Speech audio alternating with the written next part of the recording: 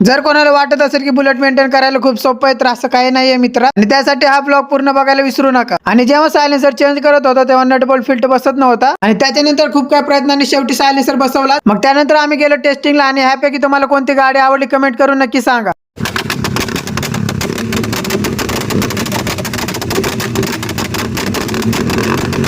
मग त्यानंतर सगळेजण तयार झाले घाटावर जाण्यासाठी. घाटाच्या वरती तर जायला काही जमलं नाही, आणि आम्ही सर्वजण घाटाच्या अर्ध्या रस्त्यातून खाली आलो.